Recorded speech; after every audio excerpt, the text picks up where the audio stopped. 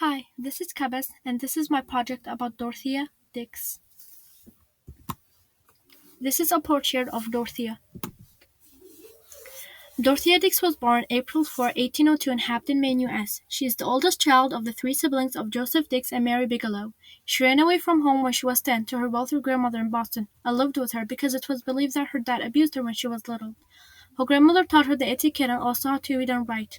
She moved with her aunt after a few years. When she turned 14, she opened a school and taught in on her grandmother's property. She closed the school after a few years because she fell real ill and could not work. She traveled to Europe to recover there, and that's when she got interested in the mentally ill and how they got treated. When she was little, it was believed that she was abused by her alcoholic father. When she turned 10, she ran away to her grandmother from her dad's side and stayed there with her. Another big obstacle for her was her illness, especially in the 1826 when she traveled to Europe and got treated there. She had to close the school she was teaching in because of her illness and stayed a long time doing nothing but recovering, which was hard for her because she loved to work. While she was in Europe, her grandmother and her mother died, and she was really sad because she didn't get to see both of them. She made reports on how the mental were abused, left naked, starved, and got chained. Funds were started to build hospitals and asylums after the people saw how the mental were treated by the reports Dorothea wrote.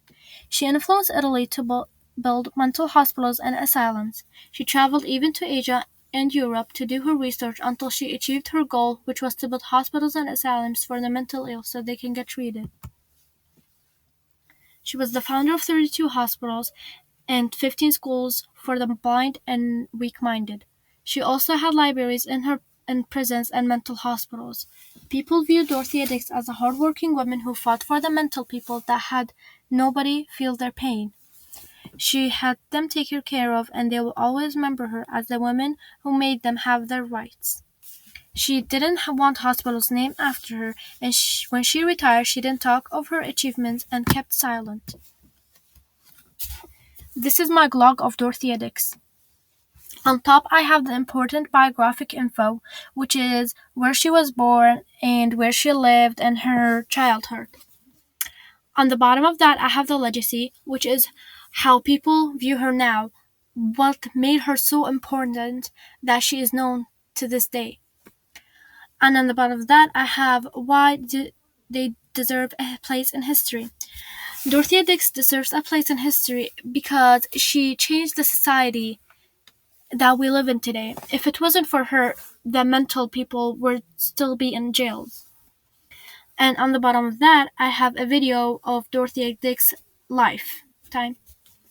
And next to that, I have a picture of Dorothea helping the mentally ill in prisons. And next to that, I have the impact. It's how she impacted people and the society we live in today, because it is really important, because she changed how the mentally ill got treated and where they were kept in. And on the top of that, I have achievements and awards. It's what she achieved and what she was awarded for. On the top of that, I have a picture of Dorothea Dix, and next to that, I also have a second picture of her. Without Dorothea Dix, people who suffer from mental issues would have been put to jail with criminals. She did many reports and documents on how the mental suffer from starvation, put in cold rooms without cloth, and get slashes. She opened more than 32 hospitals for the mentally ill instead of leaving them in jail. She is one of the women who worked and got education instead of getting married and sitting at home. She didn't get married and have kids, but instead she got education and got the mentally ill have their rights. To be a hero, you don't have to have superpowers, because it can be something small that can make a difference in someone's day. Dorothea Dix made a difference for the mentally ill and gave them rights. She didn't have superpowers, but she saw how the mental got treated and stood up for them. Also, a person doesn't have to be poor or wealthy to be a hero. Dorothea Dix wasn't wealthy or really poor, but she had knowledge and she used that. To be a hero, you don't have to save someone's life, but it can be something simple like standing up for someone. Thanks for watching. I hope you guys enjoyed this.